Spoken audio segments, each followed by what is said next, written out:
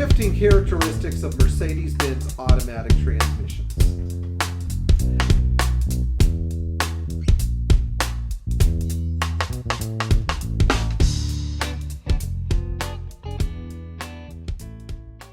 I get this question so many times. Is my transmission supposed to shift like this? When people say this, usually they're talking about an excessively firm shift or a flare. And so we're going to talk about some shifting behaviors with Mercedes automatic transmissions that are not normal and some that are normal. And we're going to juxtapose the normal and the abnormal. So before we get into this video, if you haven't subscribed to this channel yet, or if you're on the fence about contributing to us for Patreon, we just want you to know that it's okay if you don't subscribe. It's fine. But we'd really like for you to subscribe because we're trying to be the best Mercedes channel on YouTube. You don't have to have the most subscribers. Just like, Mercedes makes some of the best diesel engines in the world, but you don't see everybody driving a 123. It doesn't mean they're not the best. But we want as many of you as we can. So thank you. Anyway. Going to our topic, we're going to look at several characteristics of Mercedes automatic transmissions, and we're going to talk about why they do what they do.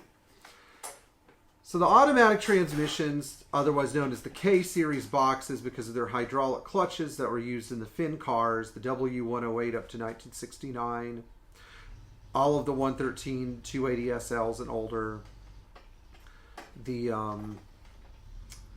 to an extent the 6.3 and the 600, and of course what other cars use them?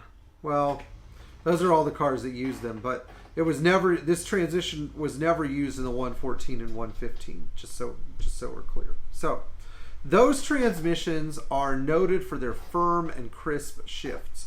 Why is this? Well, there are two reasons. First of all, it's because they relied on very hard clutches and bands.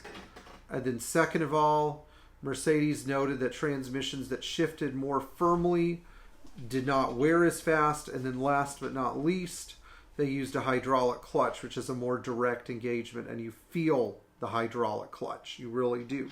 This hydraulic clutch lived in an aluminum housing until about 1967. And then Mercedes decided that they were going to start using a steel housing, and this was used all the way to the end of production of the 71 280 SL.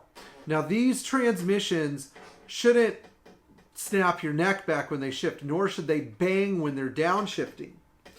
These transmissions can have two potential faults: a ruptured vacuum modulator, which will cause hard shifting, or a frozen double-acting solenoid, which is on top of the transmission, that'll cause some really weird shifting behavior, including unnecessary flaring and jerking sensations and not knowing what gear to go in. In addition, a clunk when approaching a stop indicates that the switch on the throttle or the front carburetor is not closing all the way, or the double-acting solenoid is not pushing the transmission control linkage down into downshift mode. But these transmissions should be a little bit firm, not neck snapping firm, and you should be able to modulate shifts if the shift governor is working right using the accelerator. The next transmission was the 722.1 and 722.0 series, which were essentially converter type transmissions. Most were 4-speed automatics, but in the 280 SE, 4.5, 450 SL, 450 SEL, etc., they were 3-speed automatics, all the way up to the 6.9. There were two variants of these transmissions. The first variant used a vacuum modulator and was used in all the gas cars, and the second one used an atmospheric modulator, which could still be adjusted. These were used on the diesel cars. While these transmissions are not known for having serious issues, there are some things you should watch out for. 3-speed automatics should be buttery smooth, like a GM Hydromatic. They should just have they shouldn't slip between shifts, but they should have total smoothness, good continuity from one gear to the next. When you really get on them, they should be a little firmer. The 4-speed automatics should be crisp. They should not slam you or break your neck. They should be able to be adjusted based on throttle position, which is a big one. There was a linkage going from the accelerator to the transmission that would mitigate the shift position. Now, if you have one of these 4-speeds and you notice like a jerk when you shift from first to second, there's a bushing on this control pressure linkage that goes bad. Replace it. It's on the right side of the transmission now. The part number starts with 110 something something something something something something, but it's like a $2.50 bushing, and you have to pull the whole linkage out of the car. It will really clean up your shifts. Now, this transmission was in service until 1980 on all Mercedes, and again, it's a very robust transmission, but the 3-speed is smoother than the 4-speed. Under no conditions should these transmissions flare, but usually flaring can be rectified by turning the vacuum modulator inward if you have not internally destroyed your transmission and the pan isn't full of debris and garbage, or you had a fluid starvation incident. The number one failure point on these is the secondary pump, which grenades and deposits parts into the transmission. It is known by a ticking sound above 10 miles an hour that just never seems to go away, and it's a really annoying ticking sound.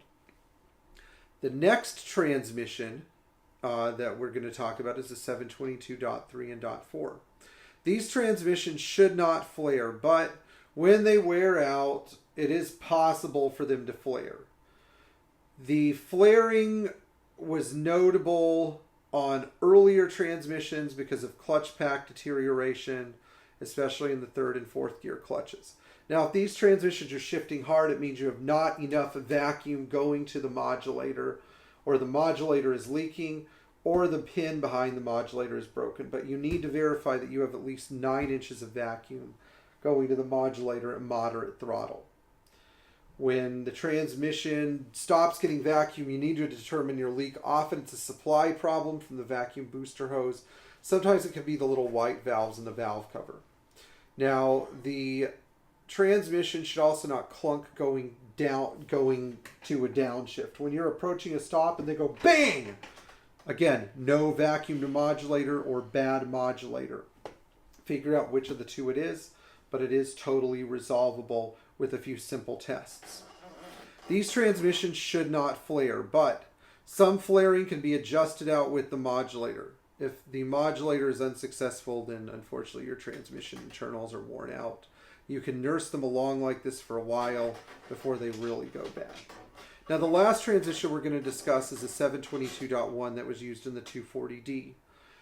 This 1980 to 83 transmission was also used in the 1980 and 81 300D non-turbo. It uses modulator only to shift. So let's talk about some things. Let's say the transmission does not shift out of 2nd gear, and it shifts really poorly out of 1st gear. Does this mean the transmission is bad? Heck no. It means you have no vacuum to the modulator. Let's say the transmission just shifts the same speed regardless of throttle pressure.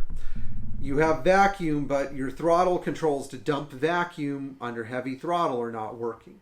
Let's say you can't upshift and downshift this transmission using the throttle only, throttle pressure. Also, it means that your vacuum is hooked up wrong. I strongly suggest to get a hold of an introduction to service manual for the respective model year of your Mercedes 300D or 240D and look at the vacuum diagram and hook it up accordingly, because often mechanics who didn't care what they were doing would hook up the vacuum however they could get the car to shift, and that was good enough. This is the reason that these two particular models have acquired a reputation for slowness. It's because nobody hooks up the vacuum right and they shift too soon, and you can't build up RPMs between shifts. You have to wring every ounce of power out of a 616 or 617 non-turbo engine for them to be usable. And unfortunately, the reason everybody wants a 240 stick is because they don't realize that the automatics can shift just as well if all the vacuum connections are set up right. Do you understand me? Yes. Okay, good. Moving on, the last transition I mentioned is actually a very robust transmission. If anybody tries to knock it, they're full of crap. Tell them Pierre Hedary told you so, and that they need to watch this video so that they learn the correct information. Anyway, if you enjoyed this video or if it was helpful, leave us a comment or think about supporting us on Patreon. Tomorrow morning, we're filming another great well, actually, by the time you're watching this, we will have filmed another great Mercedes Classics with the 300 SDL that so many of you clamored for so hard on my Facebook. And in the meantime, if you have your own Mercedes transmission story, leave it in the comments below. Please like, share, and subscribe.